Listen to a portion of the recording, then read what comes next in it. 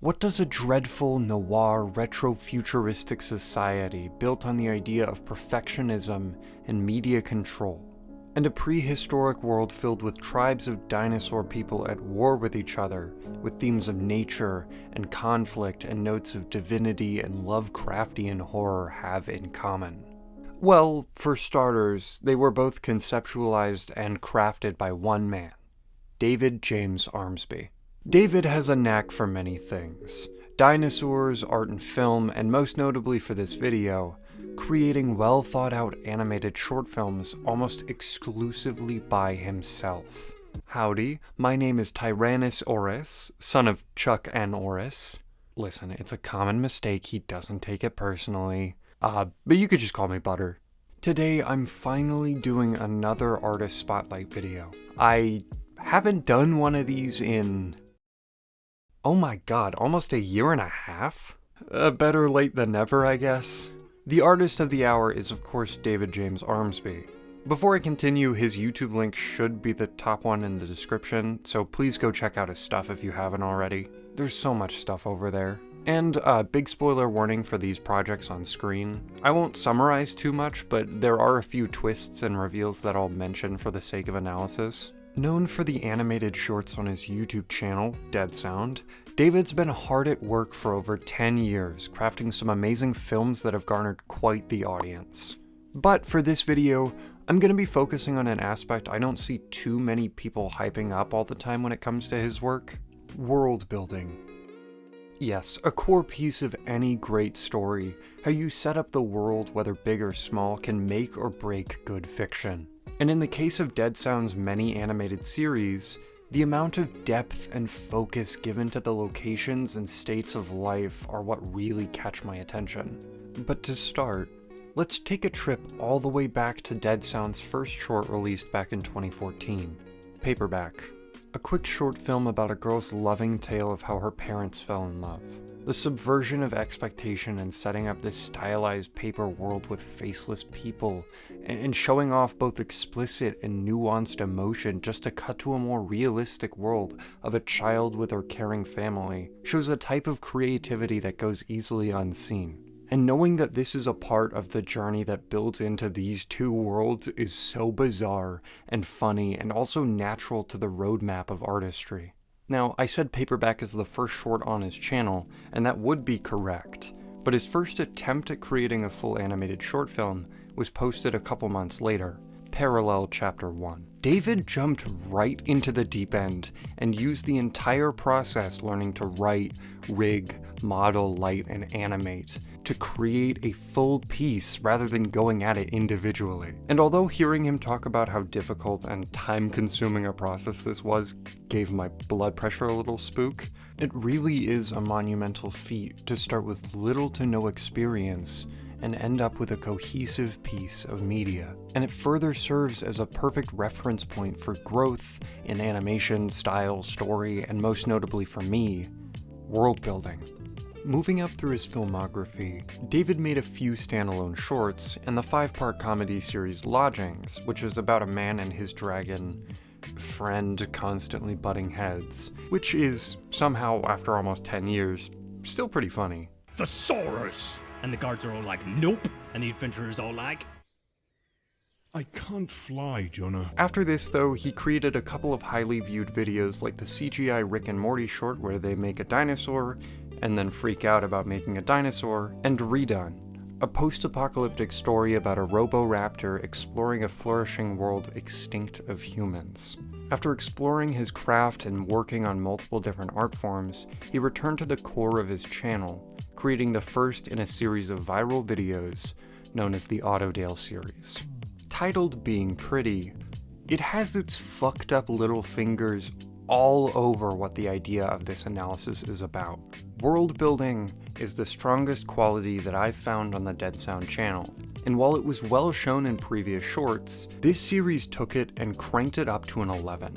Just in the first episode, you've got symbolism of a society of masked people acting their day-to-day lives in the roles that they're supposed to have, while their children watch the TV telling them how important it is to maintain these roles and grow up to be exactly like their parents.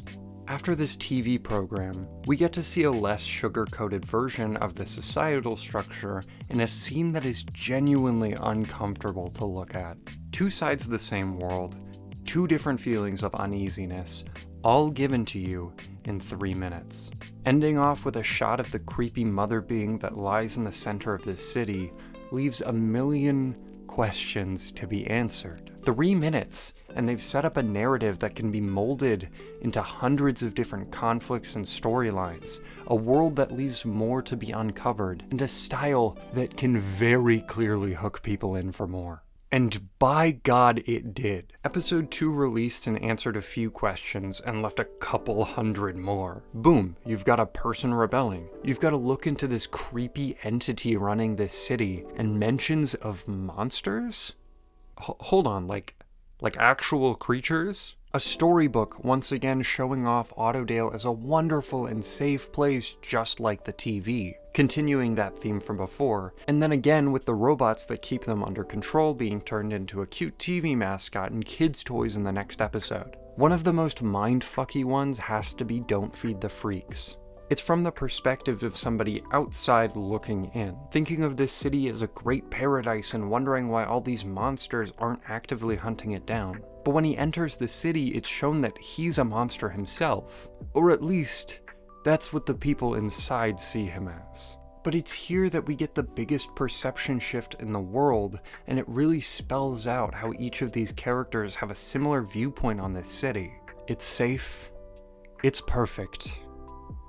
It's pretty.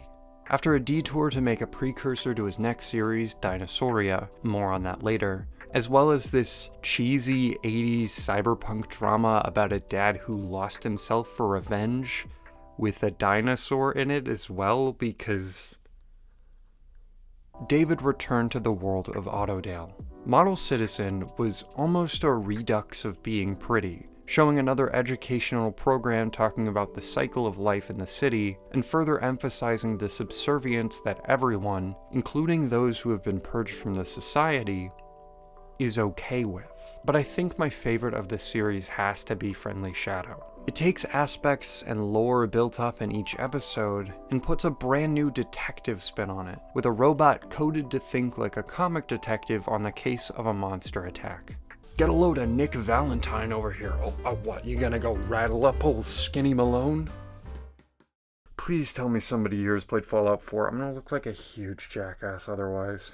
At almost 19 minutes, this one feels like a full-fledged episode of television, rather than the pop-up shorts that made up the series prior. This episode kinda supports what I said when I brought up the fact that this series can go 100 different ways. All these different perspectives and connections that continuously add more and more to the world that expands even further out of this city. And that all leads into what is currently the last episode of this show. Immortal Machine lays out everything, and finally, after years of these videos, explicitly describes what's been truly going on, filling in the gaps with a backstory and concrete concepts and a melancholic showing of a world with no winners. This to me reads as the perfect cap on this bleak story. Not saying that there's no hope or nowhere to actually continue afterwards, but it's almost like he's taken all of these pieces and plugged them all together to allow for such a definitive centerpiece to be produced. This discussion hasn't really been about animation or the art style, or even the writing really. The way that this show is set up tells you exactly what you need to know up until this last exposition type episode. Oftentimes you can look at what's happening on screen and feel what's going on in the world, which is a powerful use of not only animation, but visual media as a whole. Again, go check it out to get the full picture, because the writing, the music, the sequencing, it just adds so much impact to these short films. But to me, it really goes to show just how well the world building that comes out of the Dead Sound channel truly is. Before I get into the dinosaur war, let's take a quick detour. I want to really quickly talk about almost the predecessor to Sauria, Dinosauria. It's not really connected because Dinosauria is like a nature mockumentary showing a display of dinos living how they potentially did when they were still around. And Sauria has buff, bipedal dino men.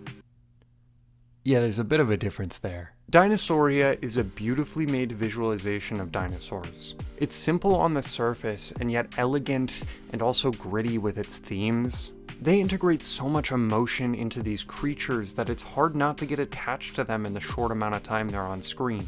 This series is one I don't want to dig too deep into here because it's a dialogueless anthology series, so it's a bit more difficult to keep it on the informational side without dipping into the substitutional side of analysis.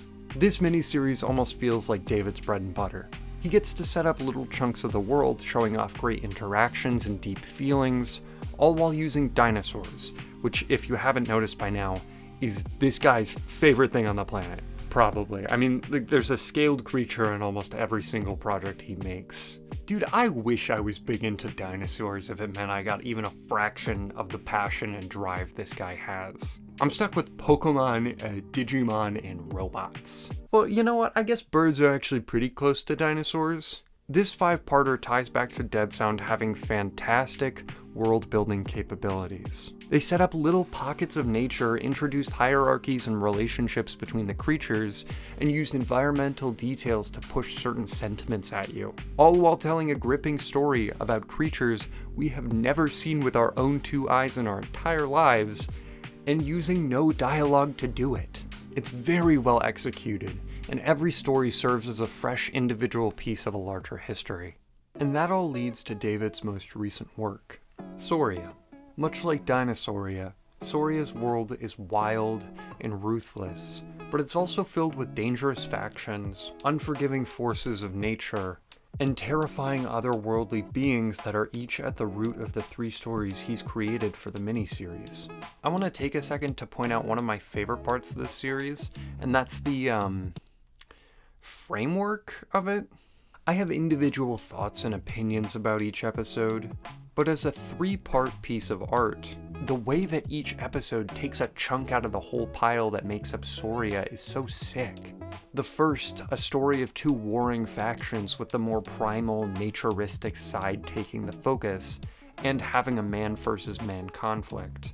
The second, an outsider trying to survive the harsh natural world and stay away from the conflicts of war, creating more of a man versus nature story. And the third, the other faction, this empirical side, coming face to face with a being that scares even the most intelligent, showing off man versus supernatural. 3 different types of conflict, 3 different types of people, one whole world. Starting with the first short, Blood for Blood, it brings the war to the forefront, laying out the 2 main factions locked in a gruesome and horrible fight for the land of Sauria. And the difference between the leaders shows so much of how these 2 sides exist. One is more regal and proper but doesn't get their hands dirty, and the other purposefully gives up to engage in their opposers' ritualistic execution battles to do as much damage to them from the inside as possible. A lot of the focus is on the red side, the Kindred of the Tusk, and their leader Torox, and how despite his rage, he's able to harness it and use his own wisdom to take down some of their greatest warriors. Moving on to the second one, Winter Weathered, we get to see a perspective of somebody who's on the outside, somebody who's not actively participating in this war. His struggles of having to stay clear of the empire known as the Blue Song, while also trying to keep up his traditions around nature, even if it just barely allows his survival. It's so interesting to set up a war and its factions, and then immediately turn around and show you how they affect everyone else. That's such an important part of these types of stories, and I don't think we really get to see that enough. At least I haven't, personally. And the final part, by introducing magic and a Lovecraftian horror monster, expands the scope of what the world of Sauria has to offer. I'm worried about spoiling absolutely everything, even with that spoiler warning at the beginning, so I won't go any further. I love David's stuff. It's so amazing to me that even in little short films, someone can immerse you into their worlds and keep you engaged and wanting more this many times. It shocked me how much I wanted to dig deeper and experience more of his filmography, because I was just hooked on the recommendation of his newest series. So to go and watch it and be so thoroughly impressed that I would want to go back and check out like 85% of his channel's videos is inspiring, especially after hearing his story about how he started animating from no experience and no formal education in it, and now having so much craft as an independent artist. It made me want to animate.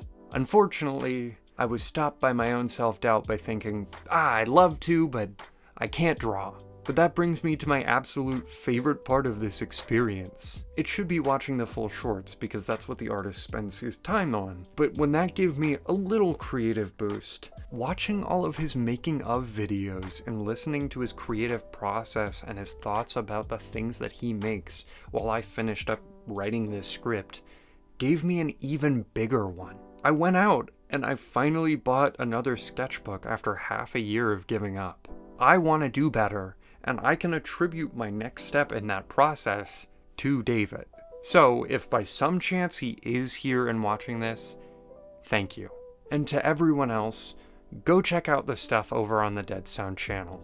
There's such a good spread of stories and worlds and characters that I think anyone can find something to enjoy.